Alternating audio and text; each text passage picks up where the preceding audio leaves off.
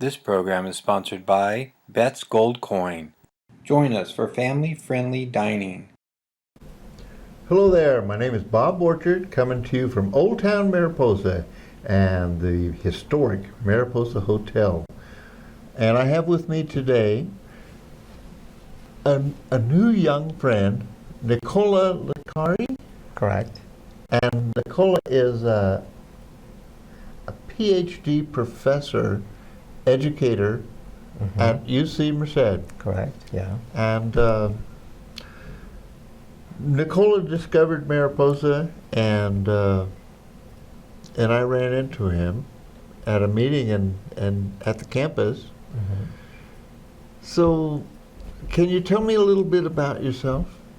Yeah, I am a scholar in digital heritage, and I work with digital heritage. Digital heritage, yeah, and I work with historic buildings, with historic places, and also with intangible aspects of cultures like oral histories, media, and I have a passion for new media and technology, and then I'm trying to advance my studies and in general knowledge in the two fields, like heritage and at the same time so media. When we talk about heritage, I detect an accent. Okay, so my heritage is Italian. Italian. And not from New Jersey, but from Italy. That's to make it clear. And I've been in the States for 6 years now. And yeah, I live in California, and I lived in North Carolina. And then I decided to come back to California, and here I am. And where did you live in Italy? I'm from a town called Genova in the northwest. And I also lived in Bologna, which is another pretty old city, more or less like close to Florence. Yes. Which is a sort of central North Italy. So the culture that you're from and the culture that we have are a bit different. Yeah, they are. And in fact, my very first months here in the States were probably different, shocking. But I like the open-mindedness of California people and the warmth. And I guess that's similar to my people. And then I think it's great here. I like the environment, I like the Sierra and the open space. So I decided to stay, and the opportunities which this country has for people willing to work hard and to commit to ideas, dreams and projects. Speaking of projects, we're working together on a couple of things, and maybe we can explain that a little bit to people out there. When we talk about cultural heritage, you're helping us capture and preserve a record. Right, in a digital form. In a digital form. That's what mostly in a few couple of years I've been doing. So the field is called digital preservation or 3D documentation, when sometimes people don't like to hear that things are preserved only digitally, but this is not what we do. Basically, we study buildings and techniques to record buildings and landscapes, cultural landscapes, and then somehow have a time machine, go back in the past and show to people, to the general public, how places look like in specific eras, like assuming we want to capture Mariposa, how it is now, and then show how the city was in the 1950s, in the 1980s, and then maybe between the two wars, and maybe in the 1980s, showing important stages in the development of this part of California. We can do it now. And then I'm interested in working with, especially for the youth, young students like to learn using technologies. So I worked already creating educational video games using actual historical data, and then making them also attractive to the youth. And then in that way I found, also through studies, that people really learn more about history, are more engaged. And then through spatial learning or learning by doing through these digital technologies, they can really feel better engaged in our past, understand it, increase their awareness, and then somehow contribute to a better future. That's one of my catchphrases. I've read that in Old West magazine. You can't really know where you're going until you understand where you've been. Mm-hmm. And the value of history and culture is something that's really important to me and as a value system. Yeah. But maybe getting back to your university connection and your role with this community, you work with a lady by the name of Robin DeLugan? Yeah. Dr. DeLugan? Dr. DeLugan has been basically my liaison to the community Mariposa, and she's the director of the RESI Center at UC Merced, and then she's a promoter of community engaged scholarship and research. Community engaged scholarship? Yeah, basically it's type of research where, of course, the scholar benefit from and benefit from the work, advances knowledge, but also the community that is the subject of research or is a partner in research also benefit from the collaborations. When you use that word scholar, I think that maybe we could elaborate on that a little bit.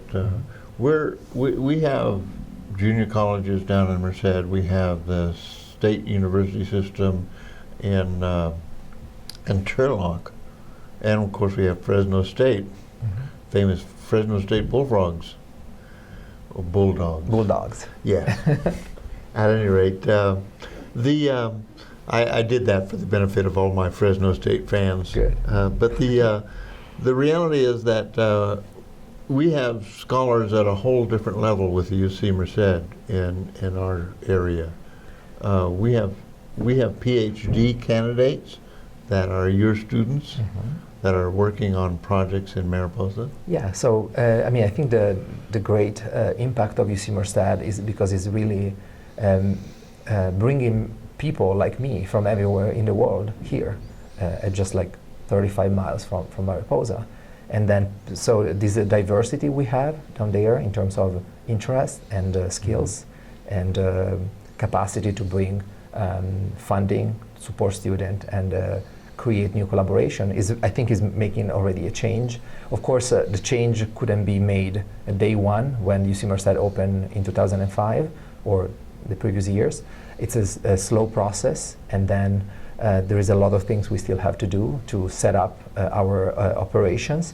But then finally now I think it's time for us to look at the foothills and start having a stronger ties with our communities, because I mean now we had 10 years to set up campus and then make sure all our curricular work, our research labs are set up, our name is around in the community, in the science community. And especially in my department, in humanities and work cultures, we are very eager to have new digital project by only, in general, like a type of public scholarship, like public history project, or having an impact in terms of outreach and creating cultural awareness in the place where we live. I got to join you and your class in Coulterville, and maybe we could talk a little bit about that project. That project's going to be moving to Mariposa shortly, and we have other communities in Mariposa as well, Bear Valley and Horn Needles particularly. But maybe you could tell us a little bit about what you and your students are doing in Coulterville with the John Muir Center and the Northern Mariposa History Center. Right. Basically, we started a pilot project since the idea was to start working with communities and working with digital preservation of buildings, but also of like traditions and oral histories and memories that may fade because a lot of community members are senior or already gone. So we started working with the John Muir Center on this idea of trying to transfer some knowledge in terms of digital preservation or archival work to the local museum, and then find their very great archive records that can allow us to create a public exhibit. So basically the main goal is to have an exhibit in the spring. And we have been also recording buildings, and then we'll create digital fly-through through these buildings, and then we'll start creating also digital maps of town and linking places to histories, linking places to archive documents that are being stored and conserved by the local museum people for decades now. But then we want to give a sort of like our own interpretation of this material, and then try to tell some family history, some very specific stories, somehow also related to John Muir, which is a very great narrative to tell to the public about this land. And my partner Walt Hebern and I took a little trip around Mariposa with you and your wife. Yeah.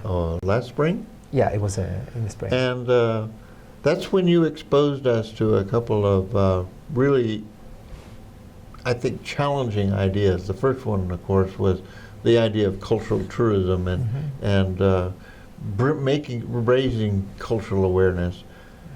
But where the rubber meets the road, how you make the contact, the connection, was the idea of how we use our modern communications technology.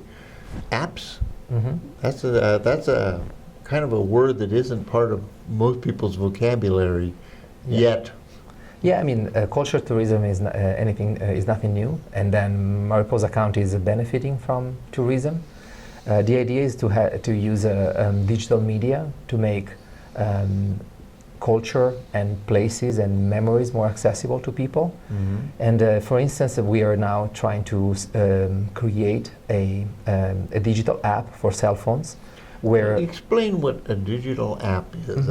Okay, when you have a so-called smartphone, or basically a small computer in your hand, and then you can install in this device a software or a program which is specialized and basically does specific functions. Unlikely other software like an internet browser that is a gateway to the whole internet, a digital app is basically restricting your function, your target audience, your goals to something narrower but more in depth. And then, for instance, if we create a cultural tourism app or like a digital map of the county of Mariposa, then we can link places, we can link businesses, we can link heritage locations to information that is stored in many other libraries, archives around the world. And the key part of this is that it's geospecific. Yeah, the mobility part of it. A person could be in El Portal, and it'll know that you're in El Portal, and it'll tell you, well, that's the old train station, and that's the train that used to haul the logs through the railway corridor. So it connects people with what they're seeing on the ground. Yeah, and then you can be in a downtown Mariposa, walk around with your device, and then just pointing your device to a historic building, you can see in real time how the building was. When I was talking about a time machine, of course, it's a virtual travel to the past, but then and that capability also allows tourists to, if they're interested, to learn more about places, about people, browsing the content we prepare in collaboration with the historians and experts of the domain, and of course community members, and then browse this information when they are out there in the fields or walking around or visiting a place, not only when they are in a library or sitting at their computer. You know, one of the things that we talk about tourism a lot, but you know, when we talk about acculturation of our own population, people who are residents of California, many of them didn't grow up here, don't have cultural roots here. What we're talking about is education at a whole different level. Living the history of our community, our communities in Mariposa County, and the role that Mariposa played in our national historical development. Yeah. Yeah, I mean, I'm amazed learning more and more day by day when I do research about the history of this county, learning the relevance that he had during the Civil War or right after the Civil War, of course, for all the history of mining. And of course, we need to mention the native California, the California Indians history, which is also very relevant to what we do. So the project we will develop in the future in collaboration with the community will try to be as inclusive as we can of the people who are living here now, or the people who lived here before. And then, as usual, when I do this type of projects, we're trying to use cutting-edge technologies because now all these technologies are available, are no longer just like somehow separating people from the content. They're in our pockets. They're in our pockets, and then and who knows in the future? I mean, who knows what in 5 years will be available? Like I mentioned, we want to work with augmented reality, which is something I said before. When you go around with a device, you can see three-dimensional content overlap to the picture coming from your phone. But then there is a virtual reality. There is like many other type of simulation we can use studying the past and visualizing the past. You know, I want to switch gears just briefly here, because I'm getting the wrap-up sign over here. But the impact that you are bringing to Mariposa County with respect to this educational function, refining our way of connecting our culture with people, but it's gone much, much deeper than that. You've established a relationship with our school system, our high school? Yeah, so we are in the process to finalize a memorandum of understanding with the Mariposa High School, and in general with the Mariposa Unified, Mariposa Community Unified School District, because for us it's great to work with young students, with young creative minds. And then, of course, our mission is also education. So we want to have our students to come up here, collaborate with the local students. We also want to create opportunities for students from Mariposa to come down and work with advanced technologies, advanced facility we have at UC Merced, and maybe in the future make the decision to come to UC Merced as students. And in general, I think I really like our conversations when we were saying that Mariposa needs to start thinking about not just exporting brilliant people to other places, but also have people coming here, or maybe local people getting good training, good education, and then deciding to stay. And then I think somehow the information industry and then all this new media sphere we have can really be can make this possible, because the investment in terms of infrastructure are not huge when you need to start another type of industry. Of course, you need to have the knowledge for doing that. We need to train a labor force. Yeah. And right now, the training that our young students are getting in terms of technology, they're having to go to the technology centers in Los Angeles and the Bay Area, and New York, Boston, but at some point in time, with the development of this technology, we can see these people being able to apply these skills here in Mariposa. And in that regard, you and I have been working on a project with our center across the hall. There was something that came up, redefining remote. And we always see ourselves in this community as being out there. We're away from the world, remote. But with the new technology, what we've got in the room next door in our collaborative center for the downtown area, we have remote technology where we can video conference with somebody in Russia or Europe or any place. Multiple places at once, which is, I think what is great when you can collaborate with many people, and is one of the greatest outcomes of technologies.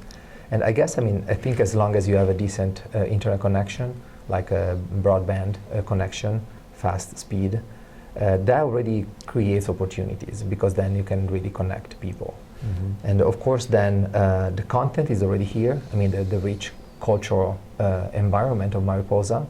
So at least for what I do, everything is here, and also the natural environment. So we just need to have more trained people, opportunities, and then of course bring also funding to the table, and then this, I think, will create a good synergy for the future. We're talking about a whole new world opening up here, Yeah. and redefining remote, and that's the sign that we're supposed to move on down the road. Okay. Nicola, I really enjoyed your conversation with me pleasure. today, and for you folks out there, this is Old Town Mariposa. My name is Bob Borchard, and thank you very much for joining us.